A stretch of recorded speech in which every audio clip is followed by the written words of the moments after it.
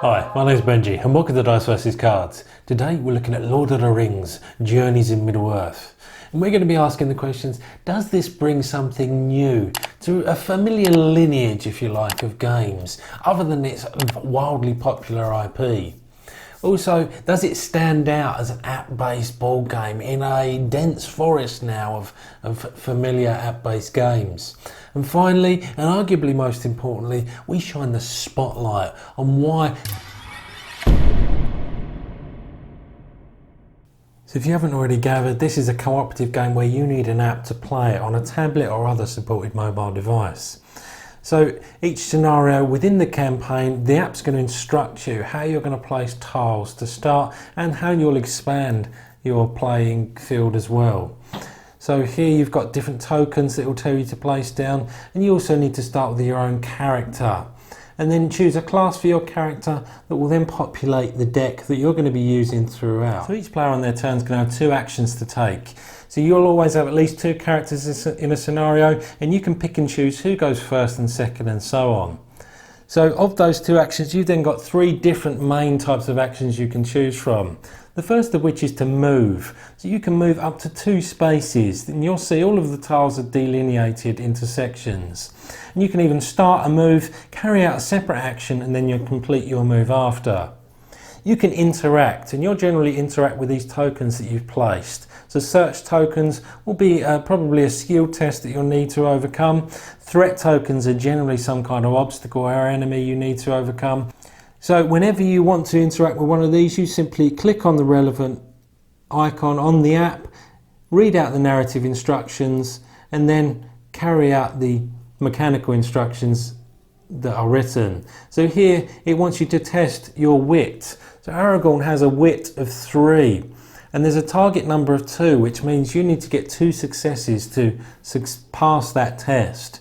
So to test any skills, you'll take whatever number you've got in that attribute and draw that many cards from the top of your deck, and you're looking for successes, in this instance 2, and here we've got some symbols that are going to allow us to do that. So this here means an automatic success, but then these leaf clovers here represent your ability to use inspiration that you gain throughout the game and swap them in for 1 success. So generally you start the game with 1 inspiration, and Aragorn's used that to make sure he's got 2 successes and passes that skill test. You'll then follow again the instructions on the app, and that will complete that interact action. Sometimes when you interact, you'll spawn minions like this, and that's when you can use your third action, that to attack. And attack actions are very similar to regular skill tests in that you're going to reference one of the weapons you've got. So Aragorn's got a sword here that can only be used against monsters in the same tile as you, and it's going to get you to test your might. So similarly with the skill test we've already showed you, we're going to draw 3 cards because Aragorn has an attribute of 3 in might, and this tells us that if we get 1 success, we apply 2 hits to the monsters, and if we get 2 successes, we can apply 5 hits. So let's just say we've got 2 successes. We'll then click on the monster icon and do the damage, 5 damage in this instance, and apply it to that monster. So we can confirm that, and that's enough to kill one of those monsters. So once all players have taken their actions, it then becomes the shadow phase, and this is where enemies will generally move and attack you, and objectives might be updated. So once that's done, the rally phase ends the turn, and when you rally, you're going to be drawing a number of cards from the top of your deck and then picking one of those to prepare to be used as a skill this time. So you'll see we've already prepared some skills, and this is how the cards become multifunctional, because they also have effects that you can use on your turn. Maybe when you're taking a certain skill test, you're able to apply an automatic success, that sort of thing. So that covers how the bare bones of the game will play. The app will tell you when you win or lose a particular scenario, but that's generally just going to influence the narrative story behind it. It's not always about you having to succeed to progress. Just for illustration purposes as well, there's also some indoor tiles that just to vary things up a bit. So it's not just external exploration tiles that you'll come across, you've also got internal ones that represent taverns and dungeons and the like. So that's how this game plays. What did I think of it?